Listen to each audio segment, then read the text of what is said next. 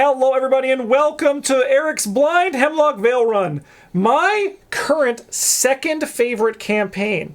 And I really like it, so I'm excited to dive in here and get this. June 1926. We're also going to be reading the story here in this video. Miskatonic Survey, members Marquez, Musgrave, et al. After 3 separate reviews by Miskatonic University's Board and Grant Committee, we have reached Hemlock Isle. Our driver took us across the natural land bridge they called the Causeway, only traversable at low tide, to a small fishing village called Aquan. Birdie showed the locals several sketches and photographs of the alkaline blossom, but the locals would have none of it. Or maybe none of him. Birdie is exceedingly chipper. The survey consists of myself, my assistant Birdie Musgrave, and some contacts of Dr. Armitage. In this case, smuggler and criminal Finn Edwards, and Miskatonic University student Rita Young. Armitage is just sending the scraps at this point. I imagine this is happening at the same time the Dunwich adventure is happening, so he's like, just go, just said these two, sure. He insisted they accompany as part of the terms of the grant. I just hope they don't get in the way. The island is private property and has been off limits to visitors for some time, until now. The locals are advertising some kind of festival throughout the New England, even as far south as Boston and Arkham. There were no lodgings in Aquan, and according to local rumors, camping on the island is a risky affair. The locals were unresponsive when I pressed further, but I was at least able to procure a map of the island as well as some basic supplies.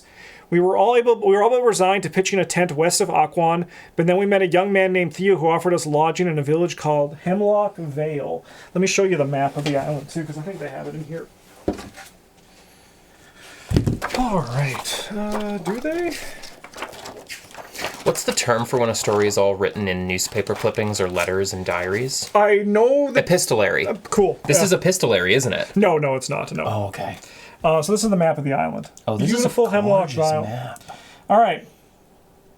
But I really think you're going to love it here, Theo shouts from the truck window. Dr. Marquez, athletic and well-tanned at 40, closes her survey journal and looks up at the sky. I don't know anyone who doesn't love Hemlock Isle, Theo continues. And I don't know why we have invited folks sooner. I assume you're here for the feast. Is this feast some sort of local tradition, Birdie says in a crisp British accent, which I will not try to mimic. The breeze stirs the round man's shock of thick hair as he leans forward eagerly. This is the first one ever. Everyone in the Vale's pulled out all the stops so everyone feels welcome. We're just excited to have visitors. The young man laughs as your truck crests the hilltop. Hemlock Isle stretches away in every direction. To the south, glistening black lakes dot a tangled marsh all the way along the coast.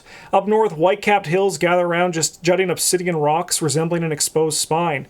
Past a huddle of hills, the dense western forest grows up the rocky hillside, bisected by a wide river. And even further north, past the White Hills, the bleak rocky coastline at the edge of the slaty Atlantic waters. The road takes you past lush farmland into a village nestled in the hills. Gaudy floral arrangements and brilliant ribbons hang from the rooftops and fence posts. A prismatic rainbow shimmers in a cloudless sky, lending the scene an idyllic air. As the truck rolls to a stop in the crossroads, locals and children in white gold cloaks and wooden animal masks gathered around you, grinning from ear to ear. Willkommen! An imposing woman with steel gray hair and a white gold cloak cuts through the crowd. Welcome to Hemlock Vale. I am Mother Rachel and these are my people. What brings you here? Eric, you must decide. We are here on a survey from Miskatonic University, or we're here for the feast. We're here for the feast. All right, we're here for the feast. The matron smiles benevolently, and we are overjoyed to have you. Our food and shelter are yours. The feast is in 3 days' time. We only ask that you open your heart and mind to experience our way of life. Dr. Marquez shoots you a sharp look as she leans forward on her cane. Actually, we're here for a survey on Miskatonic University. We're going to add a squid to the bag for the remainder of the campaign. How dare she decide why I'm here? Mother Rachel's friendly mask breaks for just a moment as she registers your response. Surveyors, I see. You're quite welcome here as well, but mind your place. We have rules. Do not harm anyone in the Vale, and we will not harm you. Keep to the village at night and take care out in the wilderness. Nature is crueler here. Down the road, a small doe walks alongside a pair of children, almost as if to contradict the matron's words. Before you can ask her more, a gaggle of locals descend on the truck, eager for news from the mainland. After fielding multiple questions about sports outcomes and elections, Dr. Marquez suggests you split up to acquaint yourselves with the locals, ask around the island, and meet back here in an hour. Okay. I didn't lie. I'm here for the fucking feast. Yeah, Marquez just ruins everything. Let's get rid of Marquez. Okay, so this, Eric, is a new thing. Actually, you've experienced something like this. This is a prologue. Oh, okay. So we are going to carry through some of our stuff that we play into the next scenario. Oh. All right, so we put the day marker into play, in which we welcome our new friends to Hemlock Vale, and it also says praise the sun on here, so praise the sun. Put each of those. Wait, how do I? Yeah. I forgot. Yeah. We each begin play at the crossroads, so we're all going to start here. Also, I'm in the style of Hemlock Vale. I'm here with a little blankie on. Perfect. Yeah. It's really cold. The Atlantic wind, right? Yeah. All right. So it's going to start with 2 doom on this agenda. Oh. And they are generally a safe place, and we're going to use this time to meet the locals of Hemlock Vale. An important mechanic in this is called the Codex. So you're going to see on these cards, there's this little book with a 10. That means we're going to read Codex entry 10 when we interact with that. So notably, all these locations are revealed. There's one clue over here. For simplicity, we'll just kind of read through them all right now. As an action, you approach the Old Homestead, Codex 13. After you discover the last clue at Old Mill, Codex 12. You approach the Overgrown Chapel at the top of the hill, Codex 11. Search the top 9 cards of your deck for a spell card and draw it. Shuffle your deck. Crossroads, you ask the locals about the Vale, Codex 10. If there are exactly 1 or 2 investigators in the game, as a lightning bolt, we can move to a connecting location. Action, you ask around the Vale, Codex 9. Heal 1 damage or horror, limit once per game. Parlay, you haggle for goods with the locals, Codex 14. You inspect the communal hall, check out the local delivery service, Codex 16. You peruse the school library, Codex 15. As an action, search your deck for a tome asset and draw it, shuffle your deck.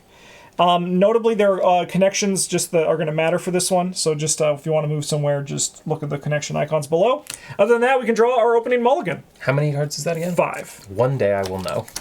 But it is not this day. Okay, and the mulligan just works as it has. I'll take this, and I will draw 3 new cards. Okay.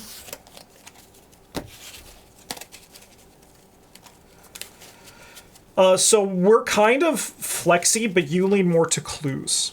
You're going to lean, because you have a free evade that you can do. Most of your flexing is like not necessarily killing enemies, but like evading enemies. Are we going to see a lot of enemies in this opening? We're going to see 0 enemies in this opening.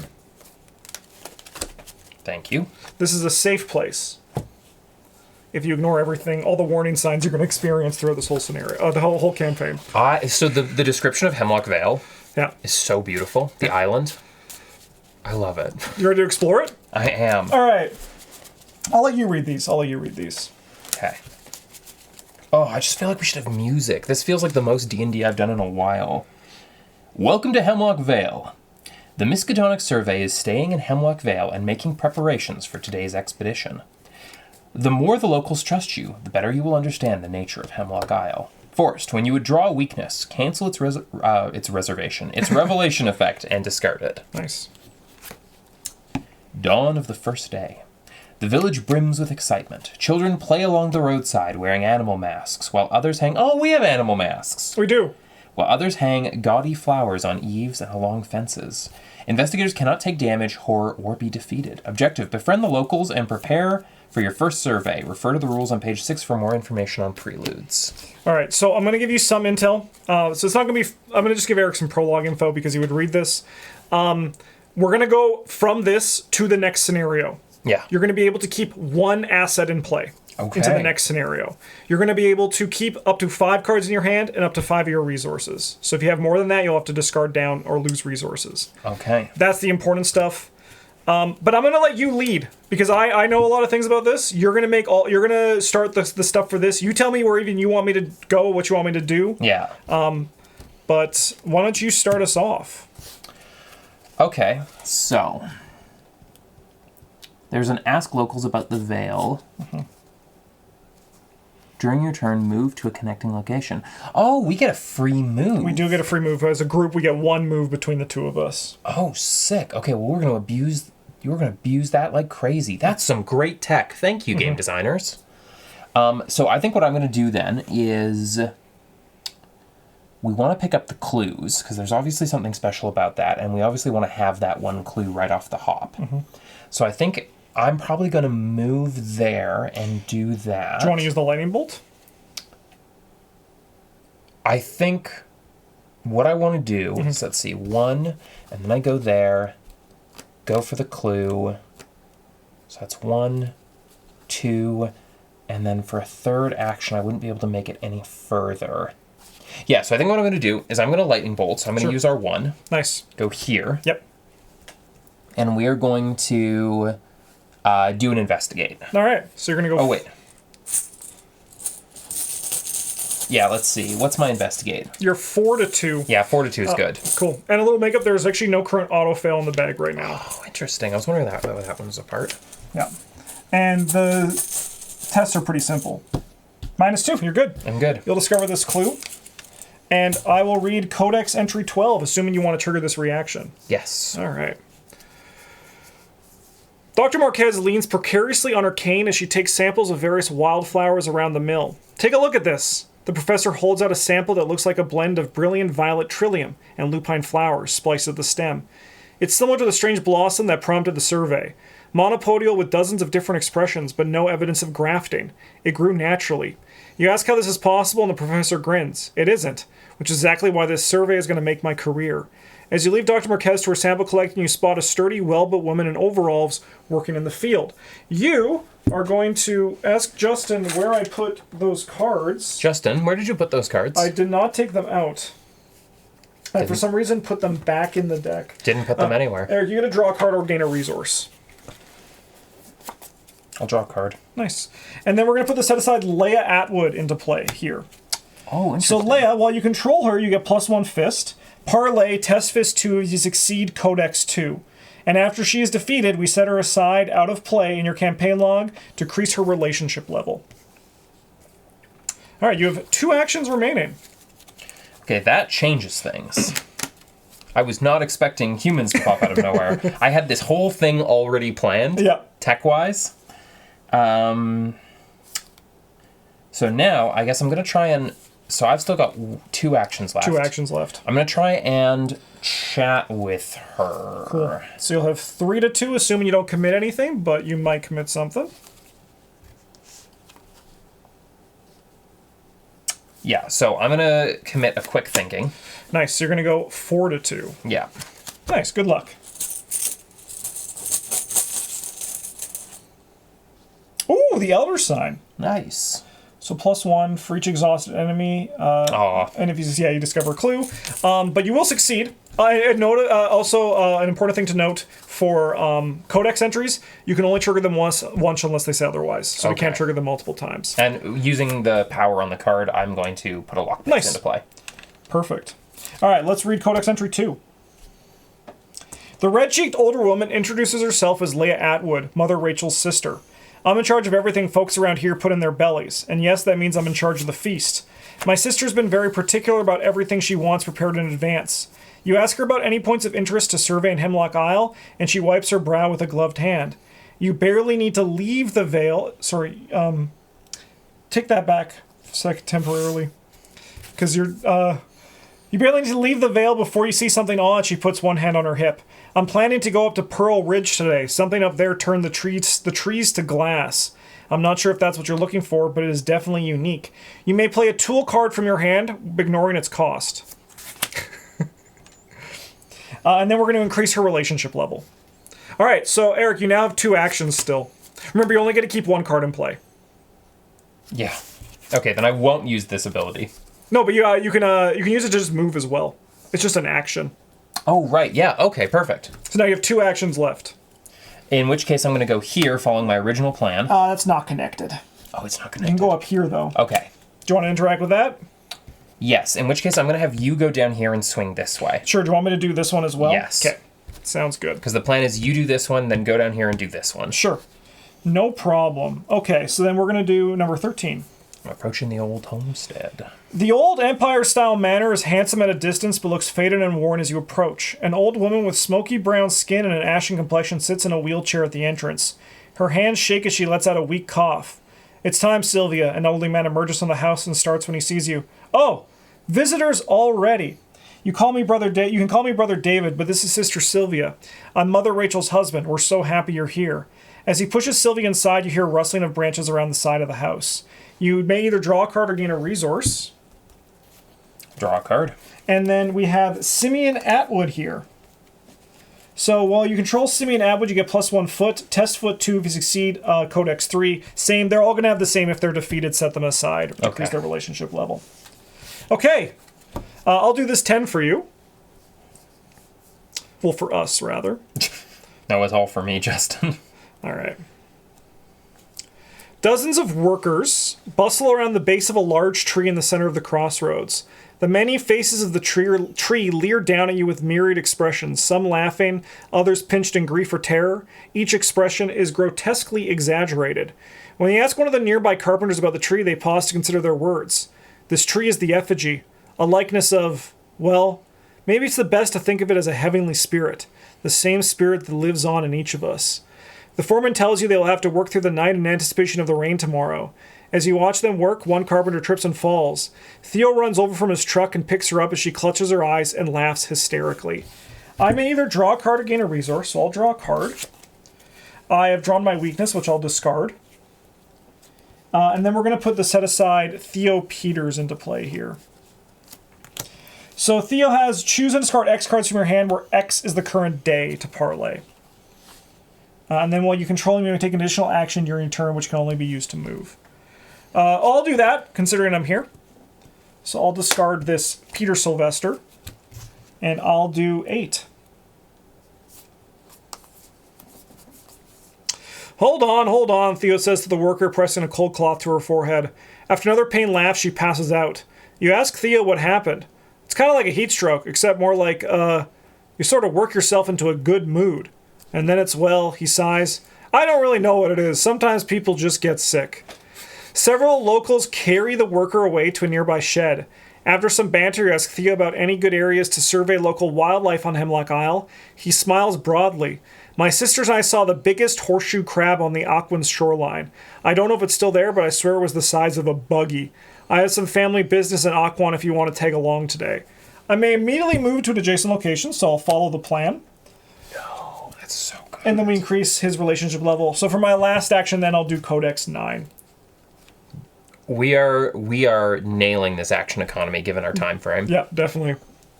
Blossoming garlands hang from every eave of the boarding house. A succulent smell wafts out of the front door. Meat pies and beer brewing. The proprietor introduces herself as Miss Olmsted and offers you a room. I keep my eye on happenings around town. If you want to know what folks get up to in the Vale, I'm happy to help. When you ask about the beer, she waves one hand dismissively. Don't bother reporting me the prohibitionists. We keep our own rules on Hemlock Isle, she tells you, then gives a sidelong look to the porch. That is, unless someone gets their way. You look out on the porch to see a gorgeous figure with skin the color of umber. They wear a trendy dress with a white gold veil cloak tossed casually over their shoulder as they embroider a floral pattern on a round frame. Bertie sheepishly questions them, holding up a few photographs and sketches of the sample that drew you here. I may gain a resource or draw a card, so I'll draw a card. And then we're going to put River Hawthorne into play here. And then she is, when you control her, get +1 brain. They have one that. And then test either brain or book 3 if you succeed Codex 5. Fascinating. All right, now we got to go upkeep. Yep. Draw a card, gain a resource. And then we're going to go 3 of 6. There are no Mythos cards to draw, so now it's our turn again.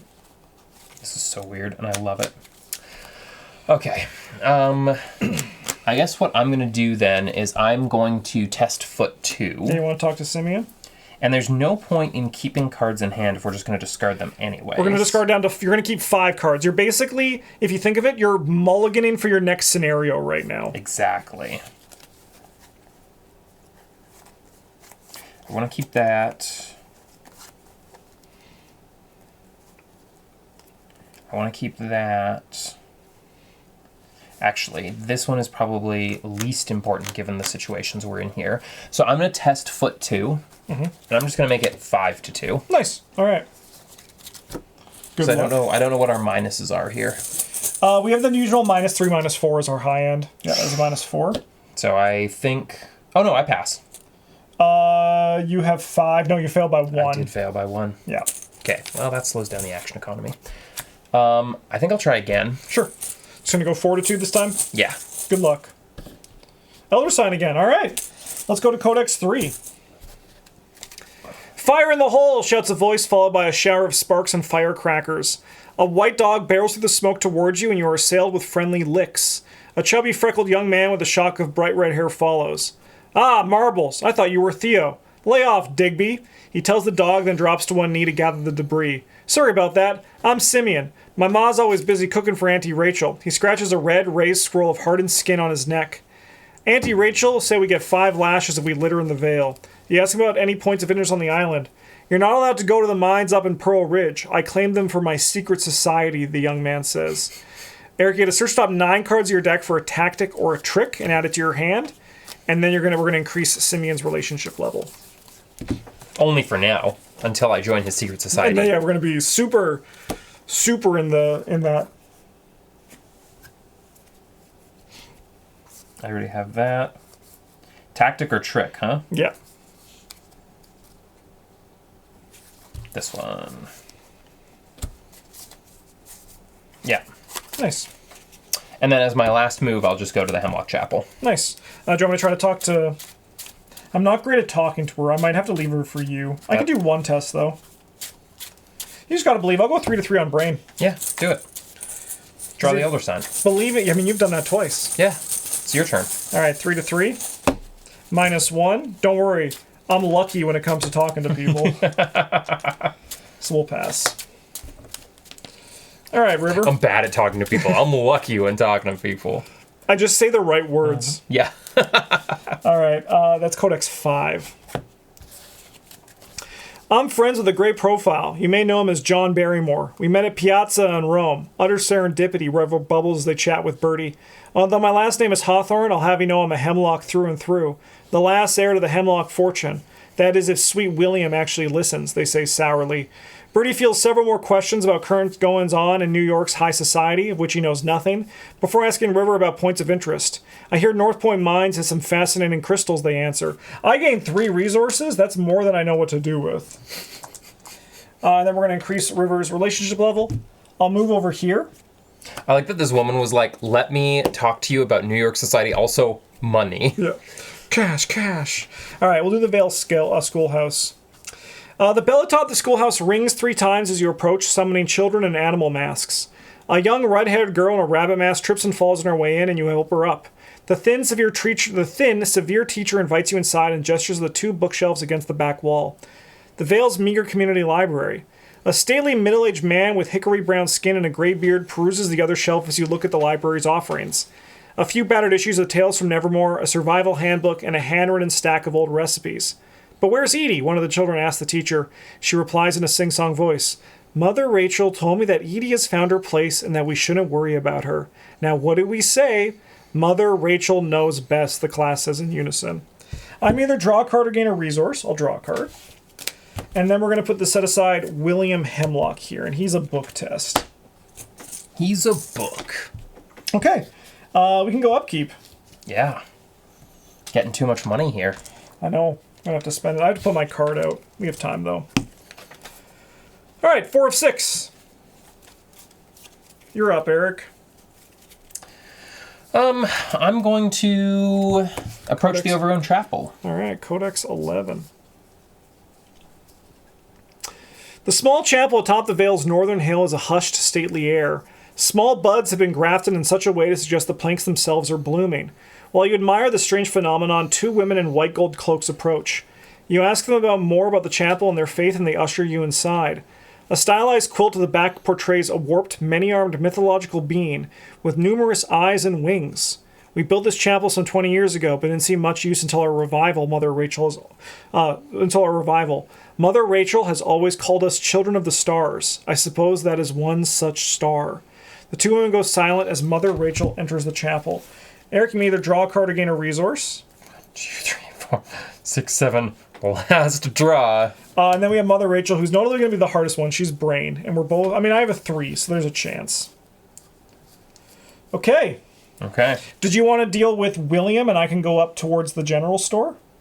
Yeah, I think so. So I guess that means I'll go 1, Oh. No, this is connected. No, it's not. It's not. But you can lightning bolt. So you did 1, 2, lightning bolt. 3. Yeah, perfect. 3. Nice. Lightning. Perfect. Okay, I'll come up to here. Yeah. And then I'll go 16. Codex.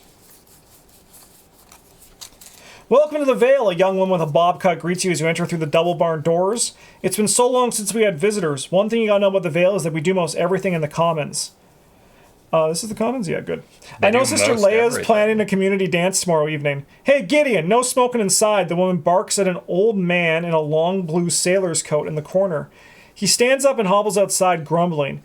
You notice the corkboard on the back wall is filled with children's drawings of plants and birds with extra teeth, eyes, and limbs. The woman breaks your focus. If you ever want to call for anyone back on the mainland or, send a gift to a special someone in the village, I'm your girl. You can call me Martha Jean. I can search the top 9 cards of my deck for an ally. I'm not going to do that. My allies are in my hand or discard pile. And then we get to put Gideon Mizra into play. And I'm going to do my last... no, because I moved for my first action. So I'll use this opportunity to play my track shoes. Nice. I'm really good at running. You're going to put on shoes, finally. Yes, I've been doing barefoot. All right, upkeep. Okay, these are our last 3 actions. Okay. I feel like you talk... No. Here, test, and then we just don't get Mother Rachel. Who's going to get Gideon, though? Because Gideon takes 2 actions if we want to talk to Gideon. Or do we just say goodbye to this nautical sailor? Well, I think we choose... Okay, so we either have to choose William Hemlock or Gideon. Mm-hmm. I don't think we do Mother Rachel. I think she's too hard. Yeah. So I'm just trying to think what's the most action... Because you don't get a free move or anything, do you? No. There's no way to do that? No.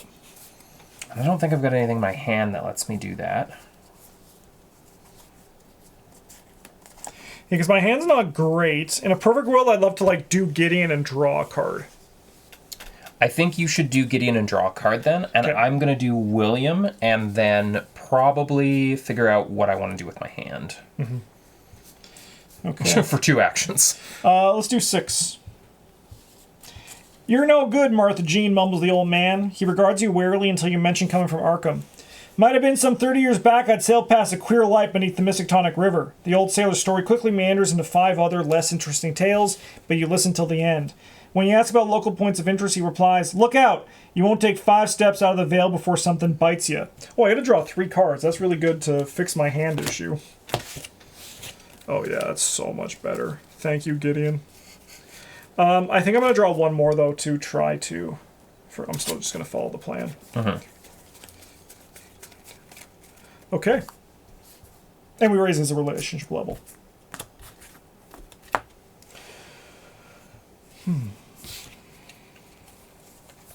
Okay, so I want to keep that, and I want to keep that.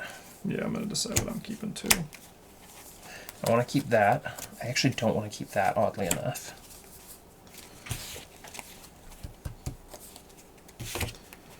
I think we keep those. I don't think we keep that, not yet. That. And then... Just seeing what you can throw to commit? Yeah. Nice. Okay, so... And we've got 1 more turn, so we're going to draw up another card. No, we got 1 more upkeep, but this is our last turn, so I'm done now for this prelude. I mean, I'm just going to commit.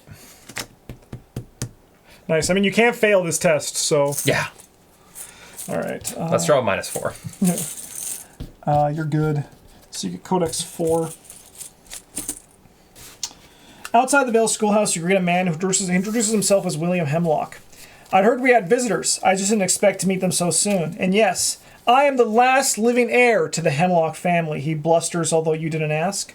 Or perhaps not the very last if that gatecrasher River has their way, he snarls. You know the worn copy of Walden under his arm and ask about any local points of interest. I know it's rather unconventional, but my family's old house has a peculiar infestation. He seems to chew his own words. If you could exterminate whatever it was rather than study it, I think we'd all be in your debt. Search down behind cards your deck for a tome or talent into your hand, then we're going to increase his relationship level. Okay. Yeah, you don't have to if you don't want to. You could just like... I don't even know if you have talents in your deck. I definitely don't have tomes. Oh, I'm glad I'm going to get a shuffle on this, though. Yeah. All right, and then you have 2 more actions. Yeah, I don't. Nice. God, what do I do for 2 more actions? I'm going to make a spicy choice. I'm just going to come hang out with you. What's up? What's up? What did you do with your last action? I Gain a will resource? gain a resource. Oh, yeah. All right, then we're going to do one more upkeep. Draw a card. Oh, that is a nice draw. And then discard to hand size. Okay. Ooh. All right. Birdie approaches, absolutely winded. Dr. Marquez requests your immediate presence. He huffs, butting into your conversation. And believe me, she will not like it if you're late if you're late at all. Each investigator resigns. Resolution 1. Wow. Campaign over. It is. That's it.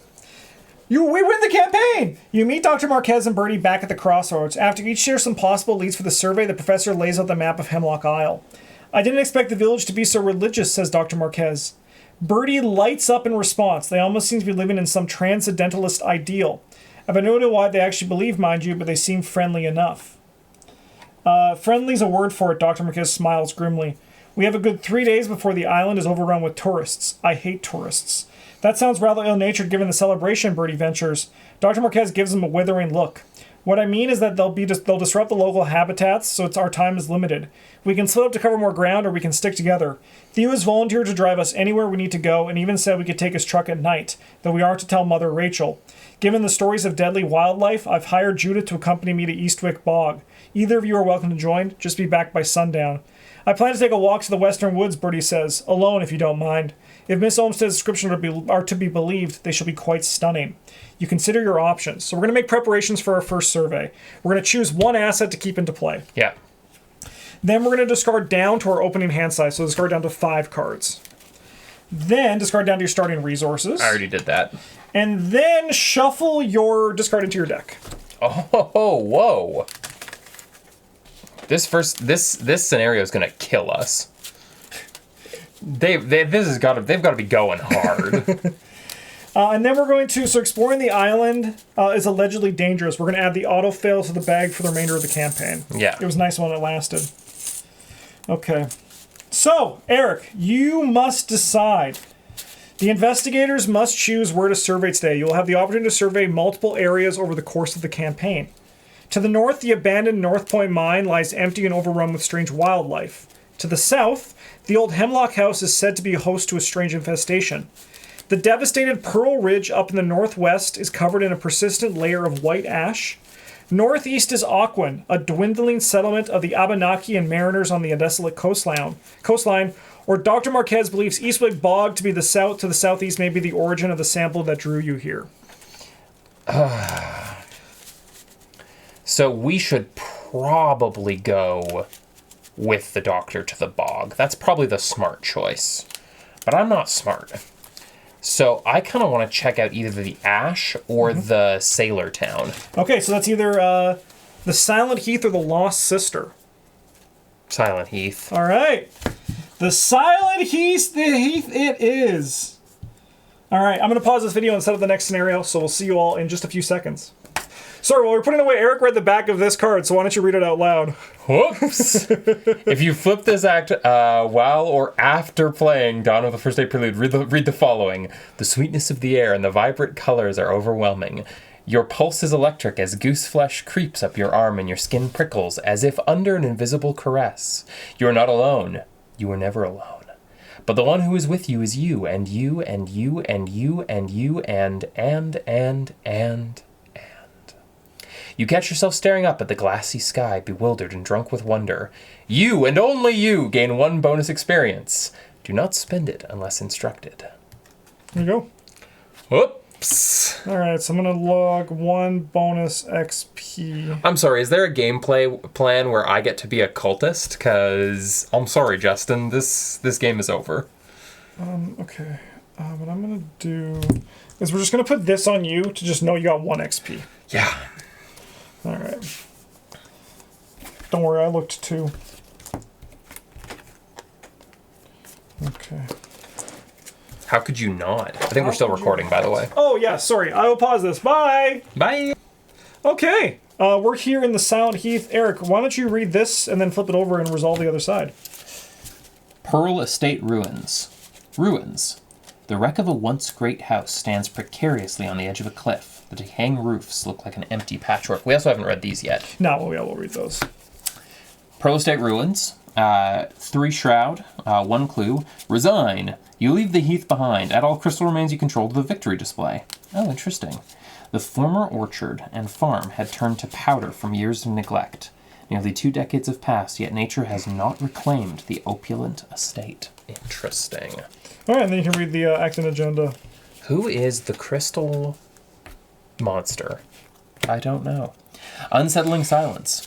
The dry landscape is perfectly still. A beguiling glow hangs over everything. When doom is placed on this agenda, if the Brood Queen enemy is set aside, reveal tokens from the Chaos Bag equal to the number of insect enemies in the victory display. If a skull or an auto-fail token is revealed, spawn the set-aside Brood Queen enemy. All right, well, the Brood Queen enemy is set aside. That's the one that I said I was going to set aside without telling the name. So she is set aside. Okay, good to know. A Lost Legacy. The legacy of Pearl Ridge is a story of note among the locals. The Pearls were a prominent family like the Hemlocks and Atwoods, but the family vanished in a curious incident back in 1906. What could have happened here? When the round ends, investigators at the Pearl Estates may spend the requisite number of clues as a group to advance. Nice. All right, we need 4 clues and we already have 1. Yeah. Okay, I'm just going to shuffle my deck, but we are good to play. Interesting. Okay, brood and spiders, so there's a couple of eldritch gods that could be right off the hop. Yeah, Eric's trying to solve who the ancient one is. I'm hoping I get it wrong the whole campaign. That's my secret goal. Okay, all right. I think it's time to start. Should I go first or second? Go ahead and go first. Okay. I'm going to play Peter Sylvester. He gives me +1 foot and he heals horror. I'm going to play this hatchet, and then I'm going to play an emergency cache. And just set myself up for success. We love to see it. So I'm going to spend 3 to pay Alton O'Connell. Let's go. So you have 5 foot now. We're the foot squad. Foot squad. I don't want to brag, but I have 7 foot. I'm so much faster at running than you. So much. But that's okay. I'm being chased by racists. My signature weakness is hoods. Hoods. Yeah. Oh, God. Yeah, that sounds right. That sounds also fitting for the interaction that happened between Mr. Hemlock and the woman from New York. Yeah.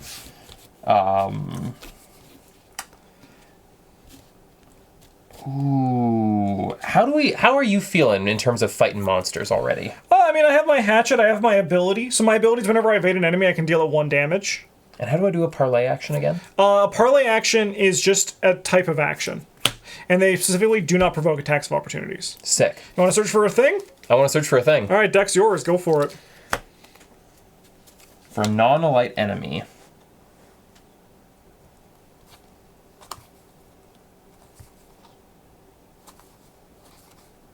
Oh, no.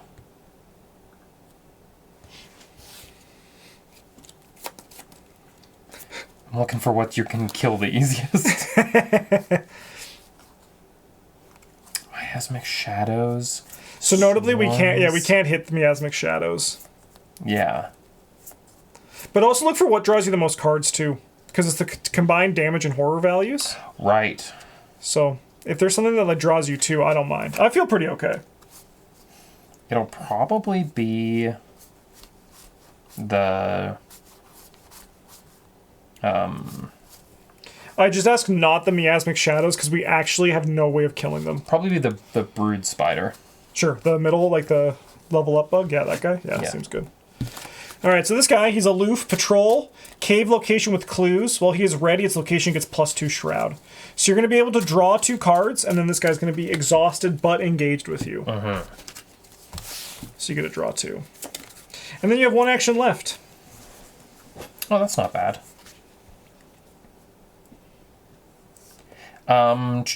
Okay, so what we're going to do then is we're going to just try to do an investigation. Nice. Are you going to use your lockpicks? Yeah, I think let's see, it's 2? Yeah, 3. So you would get a go to 9. Yeah, I will. You only use it if you do not succeed by 2 or more. That's right. It just exhausts otherwise. So it's like you can use it once per turn. Nice. Clue for you. And, by exactly 3. Yeah. Definitely did more than 3. Okay, bump up a clue, and then we can go upkeep. And then this guy is going to ready. Oh.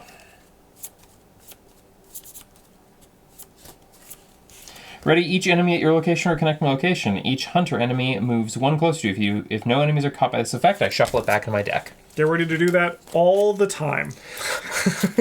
Yay! Yeah.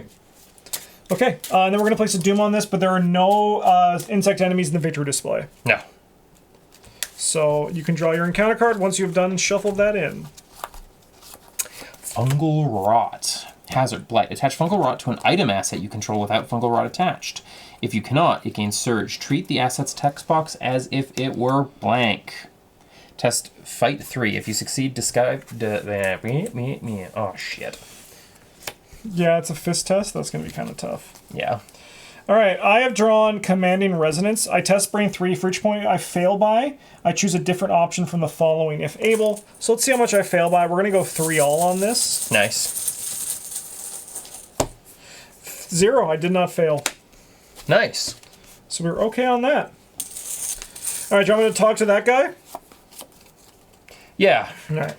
I'm going to spend 3 and play String Along. Also, the art on this card. Oh, that's Just incredible. the teasing the ghosts. Trying to catch me. And the smile. Her smile is what kills me. So I'm going to engage this for my second action. So then you can go do your thing with your lockpicks that are now covered in fungal rot. Oh, I hate when that happens. So I'm going to then attempt evade for my last action. When you attempt to evade an enemy, exhaust String Along. For this evasion attempt, I get +1 skill value, and this enemy is going to gain alert. If I succeed, I draw 1 card, and I do not disengage from this enemy.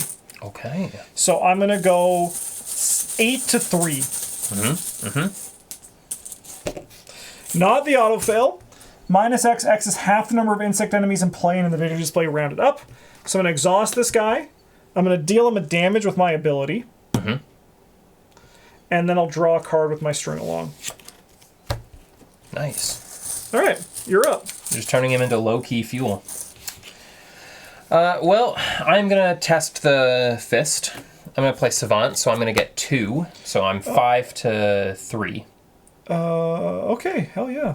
Save that. Okay. Because I can give you 2 like this. Oh, sick. Yeah. But this would then put me up to 9.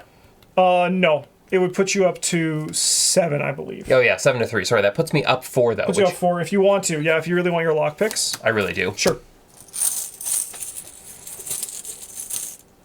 Nice. Didn't need it. It's always how it goes. But now your lockpicks are no longer infected, which is nice. Oh, yeah. And you can go either to the Ashen Slope or the Crystal Grove. I think we're going to go to the Ashen Slope first. That feels a little safer. All right. Nothing lives there, after all. Forrest, when you reveal Ashen Slope, test foot 4. If you fail, take 2 damage. I see why it's bad.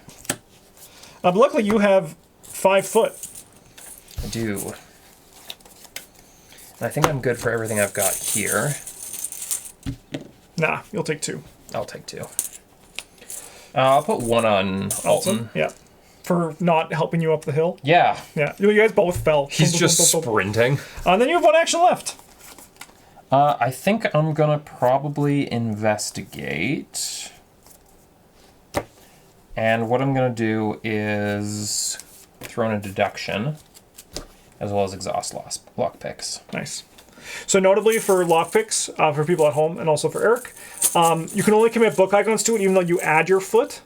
However, if you have another effect that increases your foot, you can use it during lockpicks. Oh, interesting. Yeah. Okay.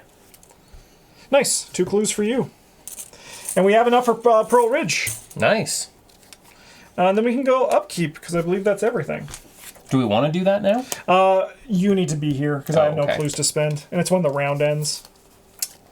We should probably finish checking out the Crystal Grove then. Sure. All right. Don't forget to draw your card and gain your money. And then we will go 2 of 8. And I'll let you draw your evil card. It is so scary not being the fighter right now. Oh. Don't worry, that's my job. Well, that's going to hurt a little bit. Yep. This is when I should have saved that savant for. Sometimes that's the best way to learn, right? Hey, how are you feeling about this test? Me? Yeah, you can send it to me. All right, let's send it to you. Sounds great. That's why I'm here. I'm here to just make light. Now you're a rogue. Now you're a rogue. All right, we're going to go 3 all. All right, I'm going to resolve all of them. So I'm going to take a damage. Discard a card at random from my hand. And then this guy is going to attack me. Oh, shoot. You okay? Oh, you can't kill me. I'm unkillable.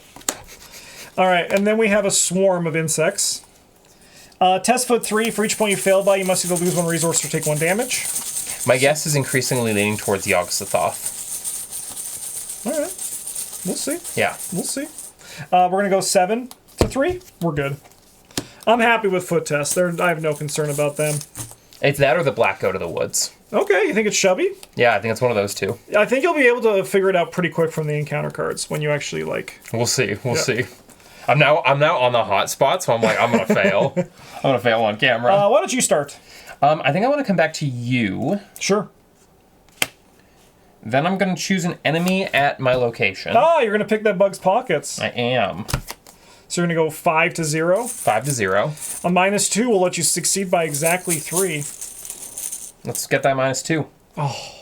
I mean, still, you get 2 resources. I got 2 resources. And then I'm going to leave you again. Bye. I mean, if you want to stay, we could advance, or you could go. It's your choice. You know what? I will stay. Cool. Ooh, a damning testimony. I'm going to point out that bug is a liar. So that comes in with, what, 3 evidence? Nice. And I'll have 3 left. All right, I'm going to do my string along thing. We'll go 8 to 3. If I fail on this test, it would be really bad. I feel like we're both playing rogue decks, even though you're a survivor. Oh, yeah, Rita is, like, survivor rogue. Ooh, I was hit. Ooh. I cannot help you. Yeah, I don't really have any ways to mitigate that damage either for healing, so... All right, we're just going to evade this guy at 7 to 3. -2 if you're at a lair location, reveal another token. I'm not. I'll just kill this guy, add him to the victory display. Okay. And then I think for my last action, I'm going to play this Fire Axe, which I'm just going to leave off camera. He'll heal at the end of my turn. I have 4 damage left. That's a lot. Yeah. All right, upkeep. Hoods are going to be bad when they show up, but just hope they don't show up. Ooh. All right, at the end of the round, advance. Spend your 4 clues. Zoink. Amongst the ruins of the Pearl Estate, you find Susan Pearl's diary. It details attempts to explore tunnels beneath the ridge. They were called the Warrens due to their maze-like structure. Perhaps some of the Pearl family disappeared in the surrounding tunnels. But why? You resolve to investigate. Randomly put the set-aside locations from the Horrors in the Rock encounter into play, unrevealed, adjacent to each of the 3 starting locations as explained on page 20 of the campaign guide. Take the remaining set-aside locations, Salt Chamber, Larval Tunnel, and Crystal Nursery, along with the top 3 cards of the encounter deck. Shuffle them together and randomly deal 1 card face down beneath each location. Okay, that's scary. All right, so Hemlock Vale has a very simple thing for location adjacency. If locations are adjacent to one another, they are connected. But they're also connected by their icons. So these are connected to those. Okay. And like this. But this is also still connected to that. Okay, interesting. If there are no clues on your searching the Heath. The Warrens are likely the final resting place of the Pearl family. Studying their remains may shed light on what really happened here. If there are no clues on your location, draw the top card beneath your location. Investigators at your location spend 1 clue as a group. Spend 2 clues as a group. Look at the top card beneath your location. You may place that card on the bottom of its stack. Interesting. If each undefeated investigator has resigned and there are one or more crystal remains in the victory display, advance. Okay, so we have to find crystal remains. Yep. Oh my god, this changed. Okay. Boom. All right, reveal the token, Eric. If you reveal the autofiller of the skull, the broodmother is going to come. Nope, no broodmother. All right, evil card starting with you. Broodmother. A swarm, hazard, test foot 3. For each one I fail by, I lose 1 resource or take 1 damage. Baby. You found a baby? Yeah, strange mutations. The baby's all mutated. Oh. -2 if at a layer location, reveal another token, but you are not. No. So you pass. Goodbye. All right, I gotta go test brain 5 on this, reduce the difficulty of this test by 1 for each horror on me. So we're gonna go 3 to 4. If I fail, I either take 2 horror or discard 2 cards at random from my hand. So we'll go 3 to 4. +1! No, Justin, your name is Rita. Rita 4. I will take a horror and we'll put 1 there. Okay. Okay. Do you want me to draw the top card here? Yeah. Also, do we want to try talking to her at all? We already did, though. Not at this scenario. We did during the prelude, so we can talk to her here again. Oh, yeah. Actually, we do want to then. Okay. I'll do this, though. Mm-hmm. I mean, I could start by doing that. Yeah, it's not bad. Yeah, I'll do my first action 3 to 2. Let's see what we get here. Maybe she joins me and I can get some soak. +1, I wanted that for the last test, but you know, better late than never, right? Yeah, exactly. All right, let's see what she has to say. You just need to declare what you need in advance of any That rolls is true. you do. I only need elder signs now. All right. Used to be this was about the only place on the island where you could get anything to grow. In fact, you couldn't get things to stop growing. The Pearl family had a whole operation, orchards and vineyards, to say nothing of the mining in Wayland. Then 20 years ago, almost to the day, something happened. Can you believe my sister talks about it like it was some kind of miracle? She scoffs. In her Leia Atwood's notes, we're going to record that Leia has searched the Pearl ruins. In addition, we each get a clue from the token pool. Oh, interesting. All right, I don't think we want to look at this. I think I'm happy to just draw it. Yeah. Worst case scenario, I die. All right, we found the Crystal Nursery. So we're going to put the Crystal Nursery into play adjacent to the location from which it was drawn. Mm-hmm. And then we're going to get, we're going to read that symbol. Oopsie, this one. You enter a massive cavern the size of an amphitheater filled with milky white crystals. Innumerable insects hang from the walls and bask on the floor in pale, watery light that filters down from a hole in the ceiling. You realize the opening above is the massive chasm in front of the Pearl Estate. A low subsonic hum permeates the room. You feel as though you've entered a sacred space. So I'm going to gather one of the Crystal Remains cards, along with the top 2 cards of the encounter deck. And we're going to shuffle them together and place them as a stack beneath this location. Okay. So, after you end your turn in the Crystal Nursery, take 1 direct horror as a reaction, so you don't have to do it. Draw the top card of this deck. Okay. And we also can do it with if there are no clues, and we can also spend clues to look.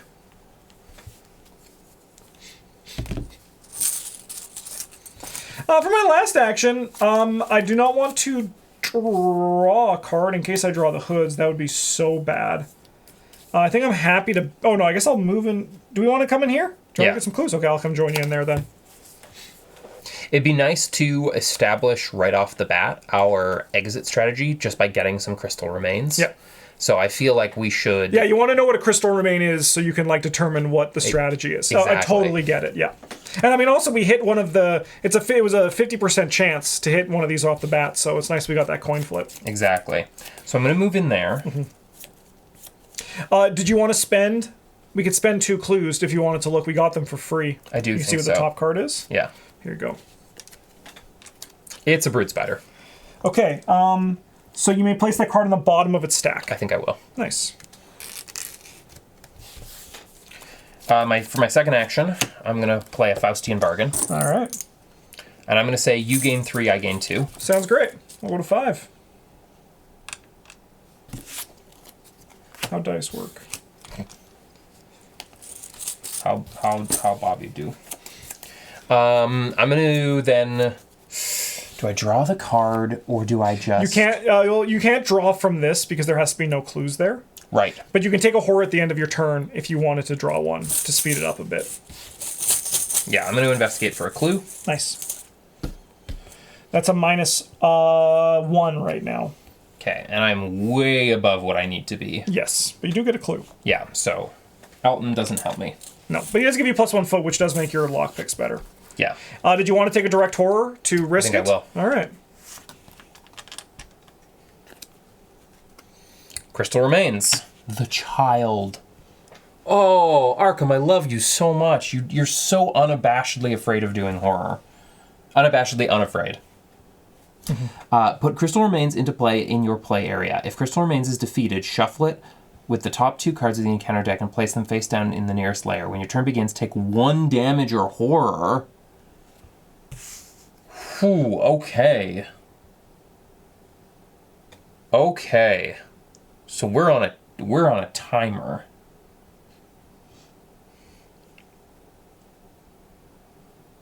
Okay. I think our goal then is to get out of here, go to a different cavern, and get at least 1 more crystal remain, ideally for you. Yeah, if I can take control of them, I can put the horror on Peter and I can soak 1 forever. Can you take control of it? No. If there's another one though, like, or if you, because you can also defeat it. I can defeat it. Yeah, so like the horror that it damage it takes you can put on the crystal remains. It will shuffle it back in to the things, but we could do that. Because there's 3 crystal remains total, right? Yes. We can also check out some of these other locations. Like we probably want to check out Crystal Grove. Yeah. Yeah. Okay. Upkeep.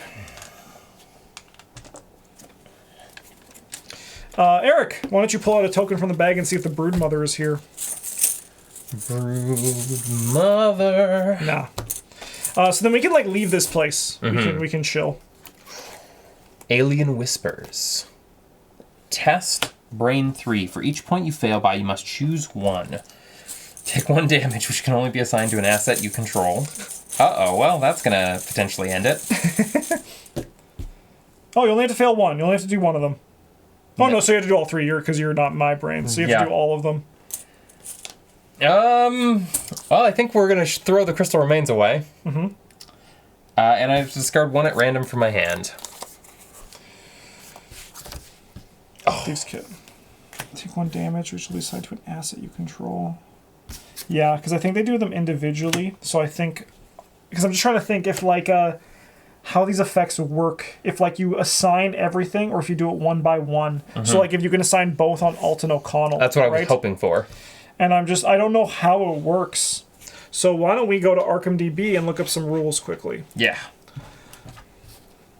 For assigning damage. Are we still recording? Yeah, it's fine. It won't Hello. take long. It won't take long. I can just, did I unpause the video? Thank God. Imagine if I didn't. Okay. Rules. Assign.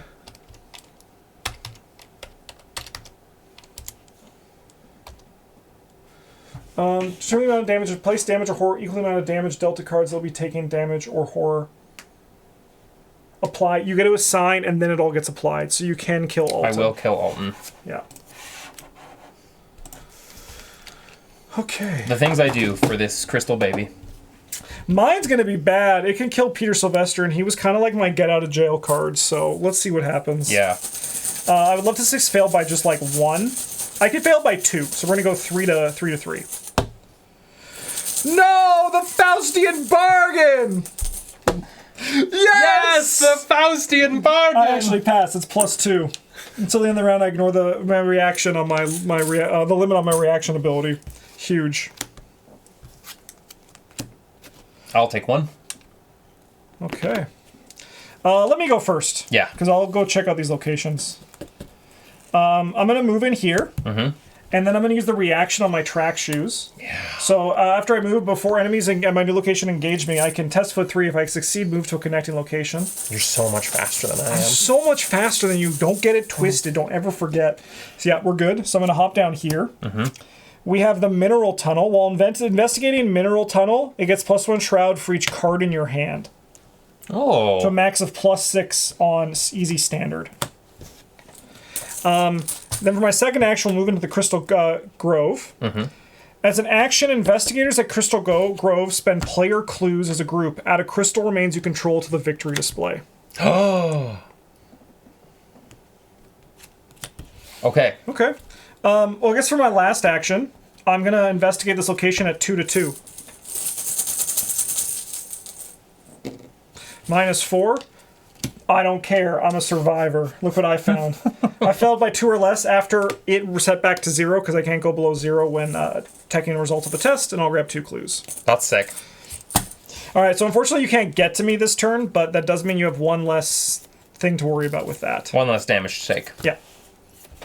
Let's go 1, 2. Oh, wait, you can do this without me being there. Add a crystal remains you control. No, you actually have to do it. 1, 2, 3. Nice. Okay, upkeep. Upkeep. Oh, you stemmed the bleeding of my brain. Draw a token to see if the Brood Queen comes out. Brood Mother. Let's see her. Yeah, she's here! Oh, shoot. All right, spawn the set-aside Brood Queen enemy. That's not good. We might be in trouble. So, spawn Epsilon, I believe that symbol is. The E? The massive corpulent form of an insect lurches out of a dark tunnel. The Brood Queen's antennae wave in the dark, emitting unsettling vibrations. In moments, the cave is filled with her brood, each of them glowing with a faint blue light. Spawn the Brood Queen at the location nearest to the most investigators at a cave location if able. So we'll put her over here. Remove each insect enemy from the victory display and spawn it at her location. All right. So she is massive and alert. Insect enemies at Brood Queen's location lose aloof. She gets +1 fight for each other insect enemy in play, and +X player health, where X is the current day number. So she's going to have 7 health. Looks like I got some work to do. Are you going to be able to? Yeah, we'll find out. There's only one way to find out, right? And that's by true. jumping right into the Brood Queen's nest. Dying Mother is her subtitle. That's really sad. Yeah, she's dying because I'm going to kill her. Not untrue. All right, and then this goes to 5, and you get your evil card. Oh, no, I think I did that already. Yeah, I did. Uh-oh. Aloof. Okay, so this thing is bad, but I'll let you read that out loud. Cannot be damaged by spell, relic, science, or encounter cards. When you discard 1 or more card from hand at Miasmic Shadow's location, if it is ready, it engages you and makes an immediate attack. So we can't damage it, but we can evade it really well. Yes. All right, and then there's also a little colorless larva here. Oh. So it's aloof, and after it attacks, just defeat it. Wow. All right, should I go do... Oh, no, I need to be where you are. You need to go first, because you need to... My clues. I do. So, I'm going to spend the 2 clues, so I'll leave you with 1. No, you leave yours with 1. Okay. We'll move this to the victory display. Nice. Oh, you do take a damage or horror at the start of your turn as well. I did. Okay, perfect. And then you have 2 actions left. I might ditch you. Yeah, go for it. I'm going to go in here. I'm going to try to work on the boss. That's kind of my job. Can you do me a favor and not go too far? Because I think if this thing follows you, it's probably better. Just until I get a handle on this Brood Queen. Yeah, So absolutely. don't go 2 away. Just go 1 away. Yeah, I was going to go up to this cavern anyways, because Sure. it still gives me an out. All right, Dry Burrow. It's day, so this is a new mechanic. Day or night, depending on what time it is, you can do what the effects change. So day, move to a connecting location, group limit once per round. Nice. Okay, And then third action. Lock picks it up. Nice. I'm having an interesting interaction with Damning Testimony right now where I want to not be around monsters anyways. Yes, that's the thing that I've noticed with Damning Testimony is it's a little bit... You're good. Clue for you. It's a little bit fricked up like that. Yeah. Okay, let's hop on in here. Russell, please stop. Okay, so I'm not going to be able to make much headway right now, but I think that's okay. Does that mean she's going to hit you? No, I'm going to be able to evade them, hopefully. Okay. She has alert anyway, so me giving her alert isn't a problem. No, however, if I do draw the auto-fail here, it's really bad. Okay. So I have 5, 6, 7, 8 to 3. So that's a -4 into a curse is -6. Okay, just hope that doesn't happen either. Good. She's evaded. I'm going to draw a card. Wrestle. But I'm not going quite. Come to on. use my ability on her. I think I'm going to save it for this Brood Soldier. This is going to be a spooky situation I'm in. All right, let's try to evade this guy. We have 7 to 3.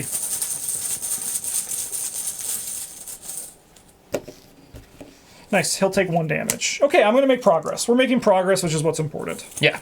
Okay, let's move this guy up here to you, and then we can go upkeep. Probably going to auto-fail 1 evade against her, but that's okay. I like how you have to plan for your autofails because you get them so often. Yes, I do. We don't need to do this anymore. 5 of 8, your evil card whenever you're ready. Desiccation. Put it into play next to the agenda desk. As an additional cost for an investigator to play a card, they must take 1 damage. At the end of the round, discard 1 copy of Desiccation from play. That does not trigger the... No, it's from hand. Okay. Yeah. All right, Russ. I just had to give him a little bit of attention for a second. I got some swarms. That's okay by me. We're going to go 7 to 3, and I actually want to draw an autofail here. That'd be huge. Yeah. No, we're past like a genius. All right, do you mind if I do my stuff first? No, go for it. Okay. And there's only 1 card under here? Yes. Okay. Yeah, only these ones will have multiples unless another crystal thing dies. Okay, I am going to start by evading this Brood Soldier, Okay. and we're going to go 7 to 3. Sorry, everybody, by the way. I'm just trying to keep Russell away from the cords. Oh, until the end of the round, I ignore the reaction ability on my... Oh, the limit 1 on my reaction? That's actually huge. So I'm going to kill this thing. Yeah. No, Russ. No, no, no. He loves us so much. He does. Go on the chair. Okay. For my second action, I think I'm gonna evade you. We're gonna give her +1. We're gonna get +1. She has alert anyway, so there's literally no downside. Mm-hmm. So I'm gonna go 7, 8 to 3. I hate that you said there was no downside. You cursed yourself. We're good. Oh, never mind. So we're gonna evade her, and because my ability is not limit 1, we're gonna ping her for a damage. Nice. And then I'm gonna hit her with this hatchet. So I'm gonna add my foots to my fight value for this. So we're gonna go 10 to 2. And if it defeats the enemy, I discard hatchet. Nice. Otherwise, I attach it to the enemy. Oh, I got that curse token out. Yeah, nice. We have no more curse tokens. Nice. She'll take 2 damage, and I'll put this hatchet in her. Okay, got to luck you, buddy. All right, Eric, you go. You haven't gone yet. Okay, I'm going to spend 2 and take a damage to evade adding my book value. So we're going 8 to 3 on Miasmic Shadow. Nailed it. Okay. So what's going to happen is I evade it. Does it have to be in front of me for me to... You're not engaged with that thing. You don't need to evade it. It needs to be engaged with you. Yeah, it doesn't need to be engaged with you for you to evade it. Okay, then I will engage it. Play the card. And then it's all super exhaust. Yeah, it's super exhausted, which is what we wanted. Nice. And then I'm going to test 8 to 2. Nice. Nice. Got it. All right. I will now spend... Oh, because it's a quick action, right? To look? Yeah. There's no... I mean, you could see if it's a encounter card or not, yeah. Yeah, so I'll spend the 2, and I'm going to take a look. It's a colorless larva, so I don't need to spend any more time there. Nice. All right. Upkeep.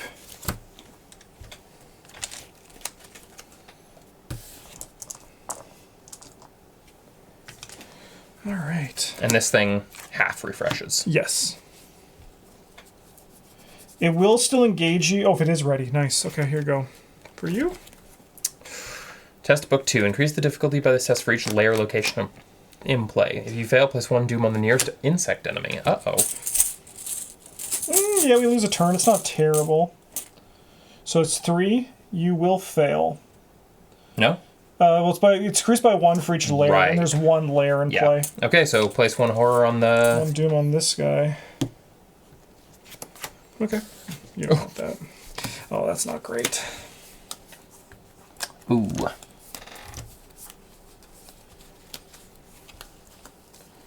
Okay, that's a bit annoying.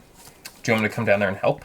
No, I think you just got to press the objective. Okay. So, what I'm going to do is I'm going to attempt to evade, I think, the Brood Queen. The Brood Queen. So we'll go 8 to 3.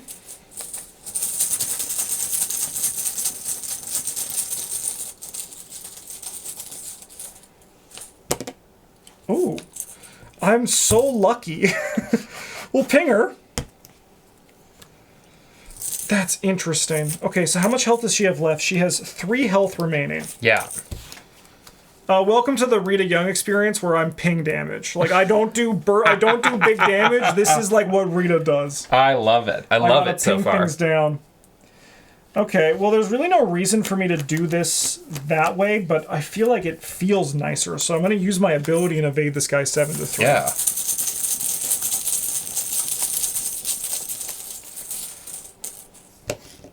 Nice. He'll evade. I'm going to just keep him with me. I'll ping him for 1 with my ability. Nice. And then I'm going to use my fire axe and attack this guy, and I'm going to spend Him or her? him. Interesting. Just because if the less time I have to fight him, the more time I can fight her in the future.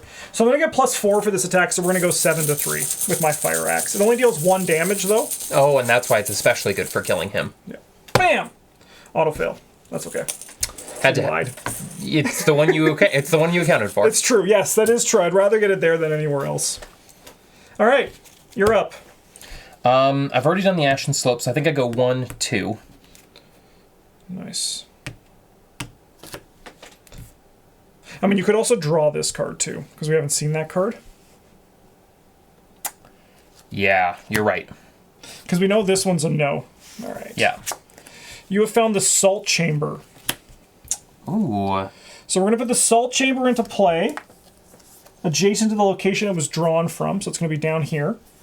And then we're going to read Omega. A narrow cleft in the side of a tunnel leads into a spacious cavern. Salt formations form delicate spidery patterns that hang from the ceiling and rise from the floor. The air is sharp with a bitter alkaline taste, mixed with a repugnant musky scent. Several desiccated corpses, some of them human, litter the floor, overgrown with salt. Perhaps the local use the salt in this chamber as a natural preservative, a pantry of sorts. So we're going to grab one of the set-aside crystal remains, shuffle over the top 2. It can't be the spider. Eldritch Horror, it can't be the spider. I will say it hasn't one that they've done before. It isn't one? No, we've seen Ashla Naka, and we've also seen Yog Sothoth. All right, so as investigators, the Salt Chamber spend player clues to the group as an action. Draw the top card of the stack beneath for Salt Chamber here. Is it the Beast with 1,000 Young? Is that what the reference to all of the many insects is?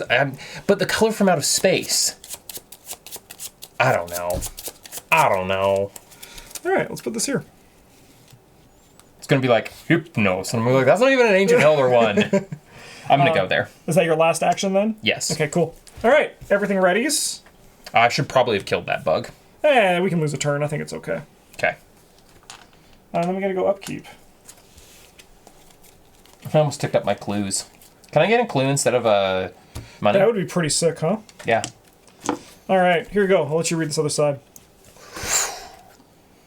An acrid stench wafts from somewhere deep below. It's that thing. You're stabbing it. Yeah. The skittering of hundreds of legs fill the air before a monstrous insect emerges from the underground. It has a sickly, translucent skin and a pair of shriveled black wings that hang limply from its back. The creature stares at you with unfeeling, beady eyes, waving its antenna. What's up, brother? Pronounce your presence. Discard cards from the top of the encounter deck until an insect card is discarded. The lead investigator draws that enemy. Shuffle the encounter discard pile into the encounter deck. Okay. No insects to be discarded. So we're okay. The insects carry Turin fur, alarmed by your presence. Each insect enemy loses aloof. Forced. When doom is placed on this agenda, if the Brood Queen enemy is set aside, reveal... if she appears. Yeah. You're already killing the big bad. Yeah, we don't need to worry about her. Once she's defeated, she'll be solved. Yeah. All right, Eric. Evil card, starting with you. Evil. This time I'm going to put it on. The thing you're not using? Yeah. All right, I got calcification. The first time I move each round, I take a direct damage. I can test with 3 to succeed. If I succeed, discard calcification. I may take 1 direct damage for this test to automatically succeed. Okay. But I am so fast, I don't need to worry about that. Speaking of, I'm going to try to evade this lady. Lady. So we'll go 8 to 3 because, again, there's no downside. Unless we get the scary card. All right, she'll be evaded, and we'll ping her for 1. Nice. She has 2 health left? 2 health. All right, it's time to dream. I dreamed a dream, I dreamed a dream. I'm going to spend 3. Just throws dynamite on himself. I spend 3. So we're going... Look at Eric. Already being able to make the Arkham jokes. I'm so happy. You know, dynamite deals 3 damage to all enemies at your location. It's perfect. I do. All right. So I can do this 3 times, so I'll get +6. So we'll go 9 to 3 against this Brood Soldier. Ooh. It's dead. And then I will do the same thing on you, get +6, but now because I have no resources, I deal +1 damage. So I'll deal 2 damage if I hit this. Wow, Fire Axe is way better than Baseball Bat. It is better than Baseball Bat. Yeah, she is dead. She'll go on the victory display. What's this? That was an encounter card. What's this? All right, Brood Queen's done, Brood Queen's dead. which is awesome. Which means you can just come help clear up all the monsters. Yeah, I can. I'll get rid of that colorless larva for you. Oh, and I get my hatchet back. That's pretty sick. It is. It's really bad against these colorless larvae, though. All right, Eric, get some clues. Let's find some bodies. Let's get out of here. Yeah, I think the best thing I can do right now is... Yeah, I think the best thing I can do right now is lockpicks. Heck yeah.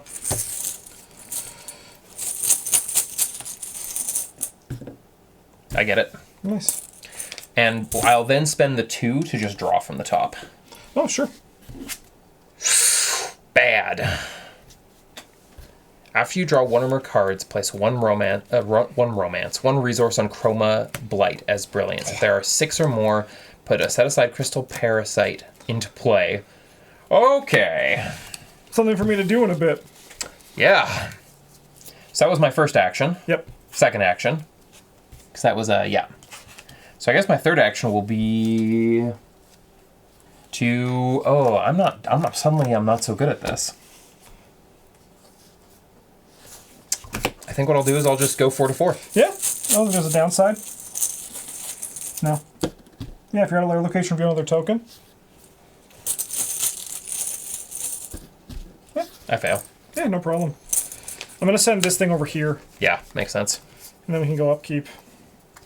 I will add a Blight. I love the Blight. We love the Blight, baby! We love the Blight. Perfect. All right. Ready each enemy at... it doesn't hit. Yeah, there's no hunter enemies at a connecting location. What a great way to add Blight. Oh, yeah! I'm telling you, if you want to add Blight, go for it. Okay. Eventually I'll have nothing to do. Okay, evil card starting with you. Give me a bug. Enervation. Test Fist 5. Reduce the damage for... Okay, good. So we're down to 2 to 3.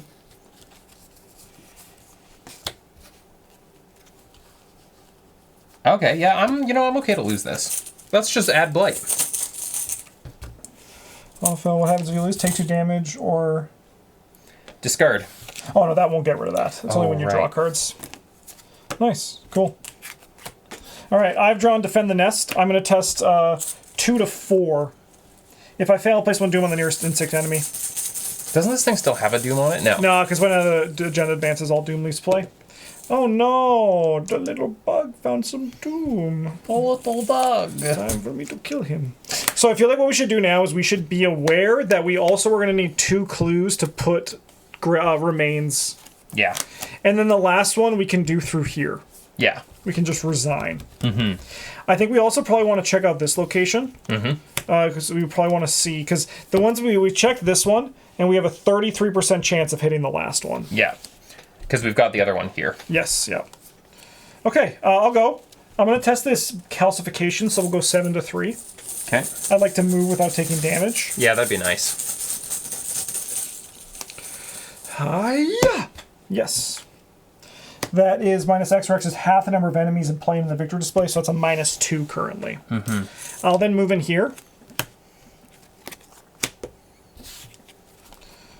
And I will try to evade this guy at 7 to 1. We love to hear it. Yeah. I'll ping him for 1 damage. Nice. Okay. Go on, Finn, get some clues. Yeah. Tap this. 8 to 4. Good luck. So you will break a pick, Why? because you did not succeed by 2 or more. True. You'll get a clue. Wish there was a way I could get an additional clue. I'm moving a little too slow. I mean, we could check out, like, one of these, if it's, like, lower. Yeah. Because now I have to go 4 to 4. Might as well go 4 to 4. Sure. Yep. One more time. Yeah. I believe. This one feels good. No. Nope. Bad turn. I'm going to send you over here, and then we can go upkeep.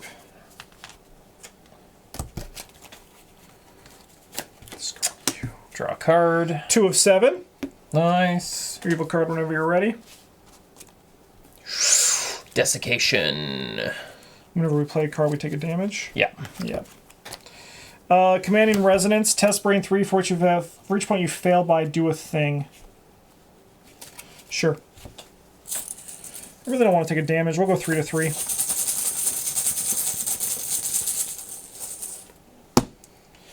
It's -2. I guess I'm taking a damage, huh? Yep. Yeah, I'll take a damage. And then I'll discard a card at random. Please be kind. That's not great. Oh, did you put one of those on there? Good. Yep. All right, how do you want to do this, Eric? Well, I'm thinking I'm going to try and grab another clue from here. Yeah. Draw the card. Okay, and then if it's a remains, you're just going to tank it for a bit? Yeah. Okay, sounds good. That's kind of a hope. Sure.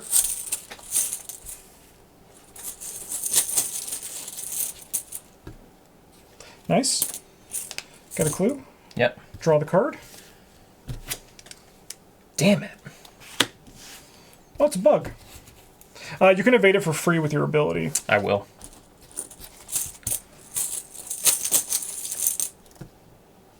Yeah, it's a -2. Okay. -3 now. Okay, and then I've got one more action, so we know that last one is the Crystal Remain. Yep. So there's 2 ways we could go by. We could just try to get all the clues, and if we can get all the clues, then we can start doing things. Which we want for this anyways. Yes, exactly. So I might as well. I wish I had a better way to add to my scenario. I'm basically ignoring dodges, so I might as well start putting cards in. Mm-hmm.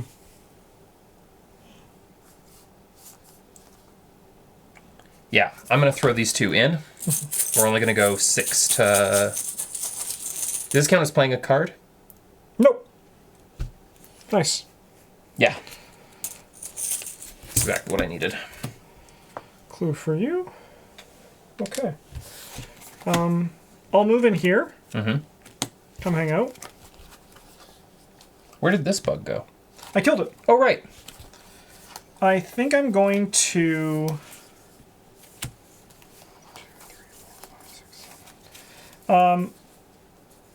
I'll engage you, and I'll evade you. 7 to 1. You know what? I'll draw a card. Why not? Get absolutely bodied by the hoods. It would be terrible. You're defeated. Thank God. I'm ready to fight the hoods. Yeah? Yeah. Alright. Alright, this guy's going to move here, and then we can go upkeep. Alright, let's see if we can get both these clues this turn. It would be huge. Yeah. Oh, I think we got it. Okay, cool. 3 of 7. 1, 2, 3, 4, 5. Well, we're still going to try and get it.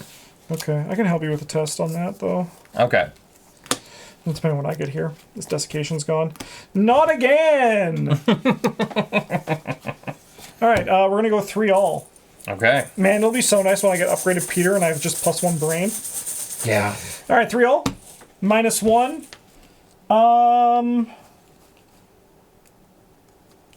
I can discard a card at random. Please be kind. That's fine! Yeah, that's super soft. Alright, what do you need me to do? Do you want me to try to get rid of that? That would be lovely. What does it do? What does it tell me? Tell me all the numbers. Test fight 3. If you succeed, discard fungal rot, otherwise take 1 damage. Oh, shit. Okay, I'll go 4 to 3. Okay.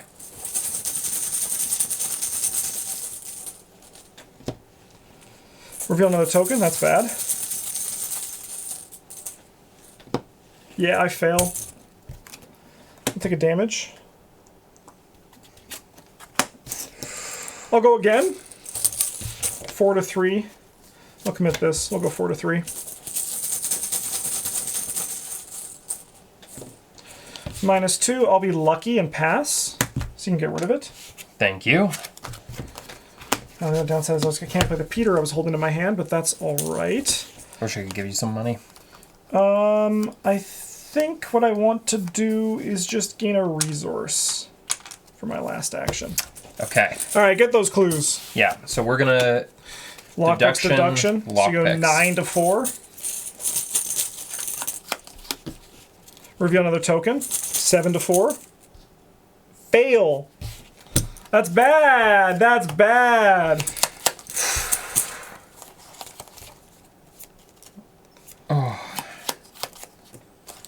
Gonna throw this and this in there. 7 to 4? Oh, sorry, 6 to 4? 6 to 4.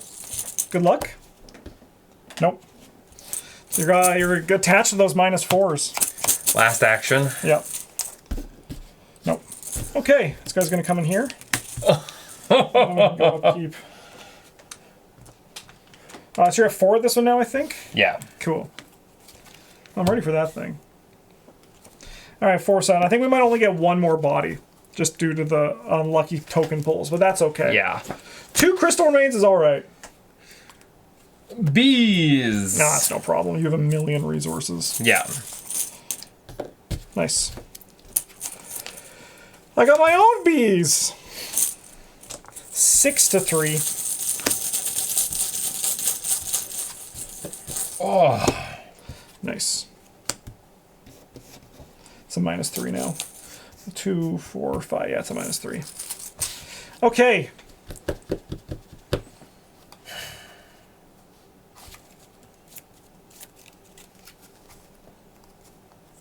I think I want to go first. Sure. We're going to spend 3. Yep. We're going to play Alton. Nice. And we're going to hope that this works in exactly the perfect sequence needed. Sure. So lockpicks. Yeah. Oh, it can't happen. That's okay. Still get a clue. Still get a clue. I mean, there is a chance that you could... I'm I know, I have a plan. Mm-hmm. I have a plan. just going to go for another clue. Yep. I mean, it'd be nice if I don't have to... No, that's a fail. And yeah. Okay, that's okay. I'll do my thing if that's cool with you. Please do. I want to fight that bug. Which bug? The Chroma Blight bug. Okay. But we want to do it where this guy's not. Yeah. It might be tight on time, but I am going to spend 3 to play Peter Sylvester. Nice. And can I spend 2 clues as a group? Can I spend your clues? Yeah. All right, I'll draw the Crystal Remains Father. Same text as the other one. Okay. And then I think for my last action, I'm going to move up here. Mm-hmm. So what you need to do is not engage this guy during the enemy phase, and you need to come up here and draw a card during your turn so we can get that guy out. Okay. And then we can go, oh, I have 1 action left? No. Yes. No, I don't. Upkeep. No, the hoods! Oh no, and I threw away my gun! All right, 5 7. We might not be able to kill that bug. That's not a problem right now. What's your evil card? Test brain 5. Reduce the difficulty by 1 for each horror I've taken. So Testing 1 to 1. Dang. I'll take 2 horror. Justin, I think I might need to leave. That's fair. I said 5, by the way. For each point you fail by, I must choose 1. Okay. Okay, I see how it is. I see how it is. You really want to fight the crystal bug, huh? That would be nice. It would be very hard, but we're going to see. What are going on with the... Yeah, I got to go 3 to 3 on this. This is going to kill Peter, which might really fuck up the game plan. Nah, it's totally fine. Elder sign, baby! Alright. I see why they stacked us for the scenarios. Yeah. It's gonna really hurt to fight any other part of Hemlock without that bonus. Okay, how do we want to do this? How many turns? We have 1 turn left, and I need to get there and resign, huh? Well, we have a free move on this. Mm-hmm. Which is kind of really nice. I still think we want to get that bug. Okay. Do you want to deal with the hoods first? I'm going to deal with all of them at once, I think. It's time. I think so. Okay. I'm going to go here. Yeah. I'm going to draw a card. Hell yeah!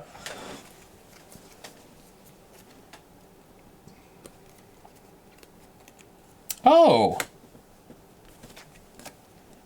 Oh.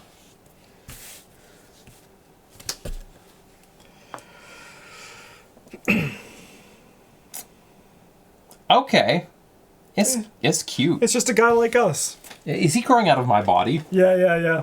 Oh. You have a free evade if you wanted to try to evade him. I think I do. Nice. I think I do. I don't know if I'm able to kill him. We'll find out. I'm going to try my darndest, though.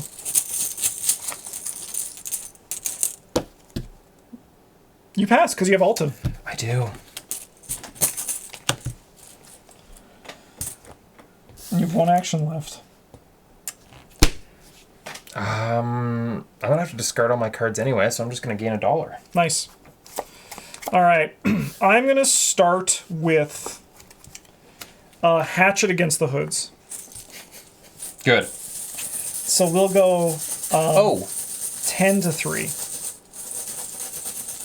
Is that an enemy at my location? It is, yes. However, it will kill you, because whenever you evade these guys, it attacks you. They're a very mean weakness for an investigator that was very weak. Even if it's automatic? Yes. Yeah, it just happens. All right, they'll take 2 damage, and I'm going to put this hatchet in their heads. But they're still coming. And they won't stop coming, and they won't stop coming. Okay.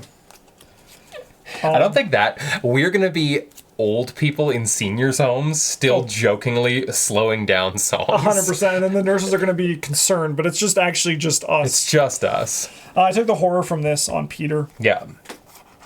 All right, how do I maneuver the rest of this? I don't know how likely it is to kill the crystal parasite. That's the hard part here. I don't think it's very likely. But I believe in the power of friendship. Okay. Because remember, the shadow is coming next as well. Yeah, but in theory, we won't have to deal with that. That's true. That's the hope, right? Yeah. Okay, I am going to... Fuck. The hoods... If the hoods weren't here, we'd be in a much better place. Yeah. Okay. But it's more fun to have it be close, right? Yeah. All right, I'm gonna... I mean, not that it's not already very close. Like, look at this. It's true. I'm 1 bad encounter card away from death. All right, I'm going to use my fire axe to attack the hoods. So we're going to go 5 to 3. Nice. Do you have a fist icon you can give me? No. You want a foot or a book? No. Up 2. Let's go. Hoods down. Oh, this is actually huge. Now I'm going to use my hatchet on this guy. Oh. We'll go 10 to 2. That's okay. He lied. All right, send this guy in here, bring this guy in here. I'm going to heal Pete Sylvester at the end of my turn, and then we can go upkeep. And I'm going to draw the card we need to save the day. It's Brick. All right, 6 of 7. Desiccation. Oh, that's horrible. Not the alien whispers again. We'll go 4 to 3. I don't think we're doing this. Auto fail. All right, well, Pete's dead. Discard a card at random. This actually might get rid of it. Ah, it's fine. I was going to use that, but that's okay. Because you discarded a card, though. Yeah, this thing's going to engage me and attack me. All right, I don't think we're killing the Chroma Blight, unfortunately, but I think we can still get out of here. I still have 3 cards as a hand size, right? Yes. Yeah, that's fine. What's this? This isn't even a weakness. Okay. Do you want me to try to evade it? Yeah, if you can engage that guy and evade it and then get out, that would be huge. And get out? Yes. So I think you actually could, if you engage this guy, move up here, lightning bolt in here, and resign. You only take 1 attack of opportunity, which you can use just to kill Elton. Yeah, let's do it. Yeah. Glooped.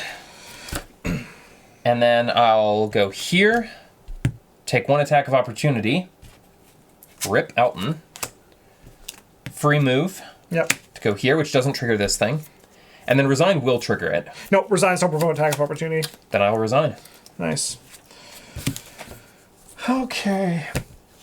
So I can't kill this guy, so I think the choice is to just Also, evade did you it. take a damage? No, I'm going to. I think that I couldn't evade this guy. I couldn't kill him. So I had 3 damage. I could have if I hit that hit, I think, last turn. There's a lot of woulda, shouldas. Because it would have healed, and that's part of what you're considering, right? No, it wouldn't have attacked. Oh, okay. We'll go 6 to 2. Funny. I'm going to use my ability to just kickflip over here. Oh, no, you know what? I would still, I'll do this dragon kick. Okay. This should be gone. No, that was from already. That was already. So we're not going to do that. That's what also made it worse. And then I'll move up here and I'll resign, and we'll put this into the victory display. Well played. All right, you can advance that. The scent of decay and the strange creature's pheromones mix to create a uniquely awful musk. Emerging from the caverns, you lay down the last member of what you assume must be the Pearl family. The acidic residue from their strange crystalline skin growth burns your skin. The bodies are painful to look at, their faces frozen in silent agony. Some invisible, heavy presence fills the air above the corpse, although there is no motion, no breeze or dust, only a movement of something in the air. You feel a deep, bone-aching weariness. Check the number of crystal remains in the victory display. If 2. there are exactly 3, R1. Otherwise, R2, page 22. You lay the remains you could recover in the bed of Theo's sky blue truck. The buildup of minerals makes them simultaneously heavy and incredibly brittle. You don't know what warped the bodies of the Pearl family, but it surely wasn't quick. They must have been horribly deformed when they died. You document the remains in a few samples of the crystal growths, but then bury the remains in a shallow grave at the base of Pearl Ridge. We're recording our campaign log that the remains were partially recovered. Once you have left Pearl Ridge behind, you study Susan Pearl's diary. The account chronicles the rise and fall of Susan Pearl's investments in agriculture and mining on Hemlock Isle in the decade leading up to 1906. The business entries are interspersed with prayers, illustrations of birds, and occasional details on the strange warrens underneath Pearl Ridge. Other entries mention the spreading sickness in the orchard workers and the Pearl family, along with the repeated hardship in their mining efforts. The last entry, written in a long, erratic scrawl, catches your attention. I'm still not certain if what I experienced was a dream or vision. At midnight, I awoke to the uncanny feeling of being watched, and when I opened my eyes, I saw a pale sphere of watery light in the corner of my room, dancing like something in a fairy story. As soon as I laid eyes on it, the thing flew out the window, and I followed it onto the orchard. What I saw is something I could only describe as a miracle. 100 more fairy lights danced in the orchard, and as I watched the lights, they grew brighter, and I felt as though I was flying. A heavy bliss took over my mind, and I felt different somehow, as if there was another me, 5 other me's beating within my chest, and as I looked out at the trees, I saw myself in them.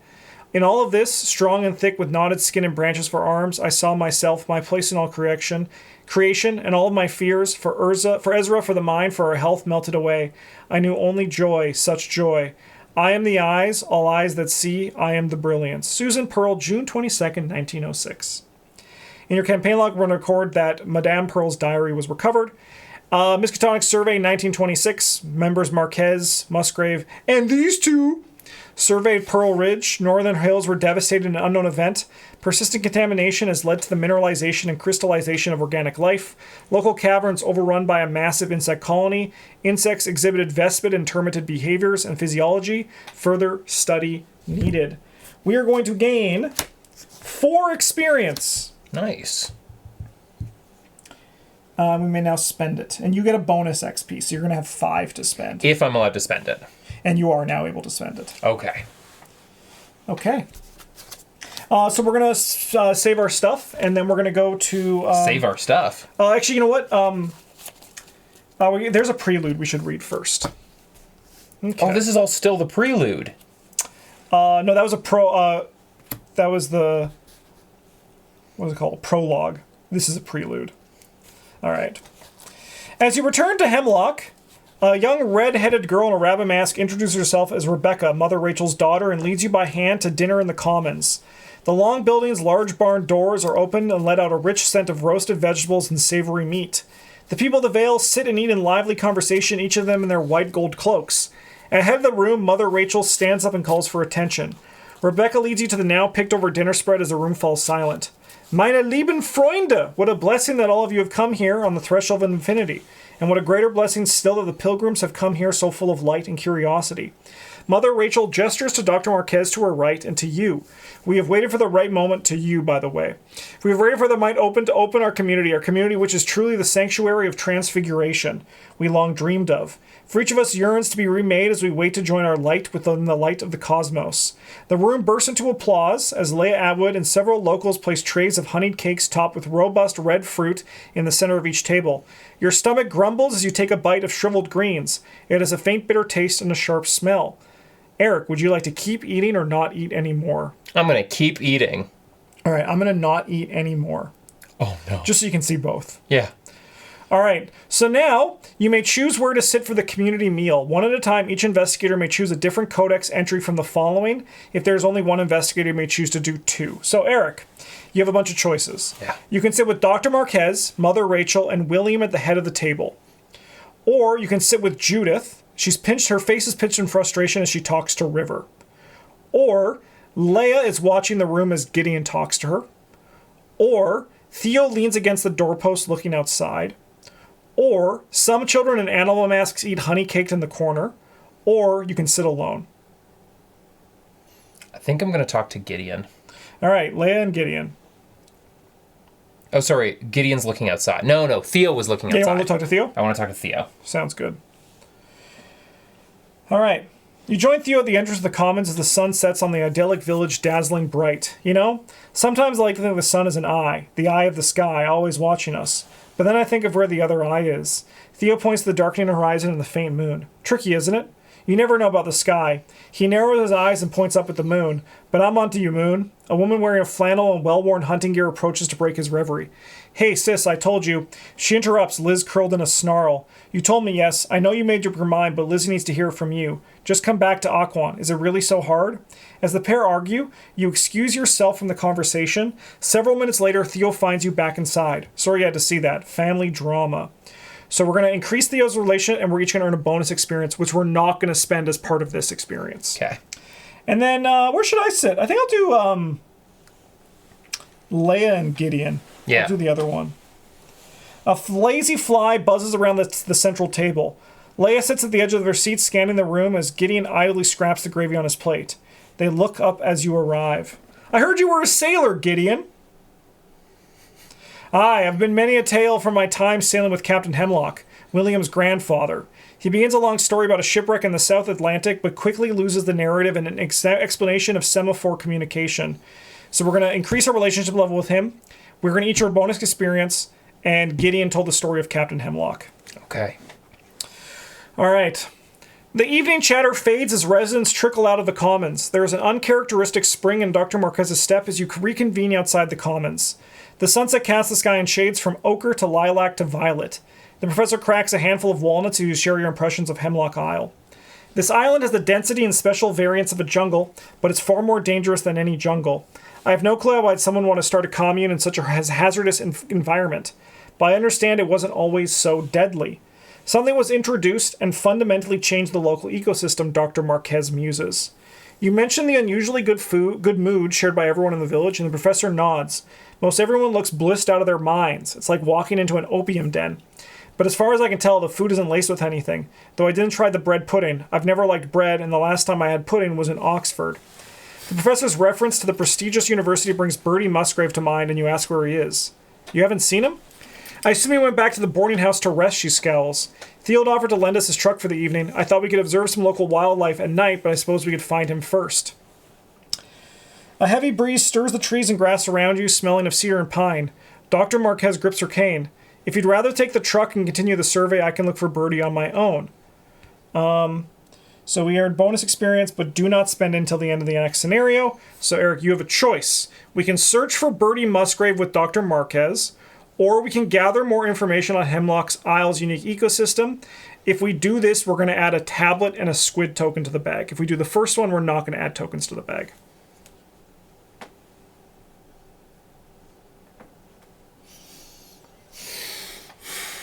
I really want to do the one where we don't add the tablet and squid token, but adding the tablet and squid token makes it feel like the right choice. I will say it's like there's there's like set night scenarios, and then so basically we do a day scenario at night if we do the second one. So like days, like we do, like it's like we choose another one of these to go to, or we do the specific night scenario. I want to do the specific night scenario. All right, let's search for Bertie Musgrave with Dr. Marquez, and we will go to the Twisted Hollow for our next scenario. Sick. But in the meantime, thanks for watching, everybody. We're going to upgrade our decks. We each get 5 experience to put in it, so that should be pretty fun. Did you like that scenario? Did you have a good time? I did. Yeah. It's pretty sick. And it's funny when you said this felt like a D&D campaign for the opening and the thing, because it's very much like a D&D campaign. Yeah. It really is. Yeah. Wow. Yeah.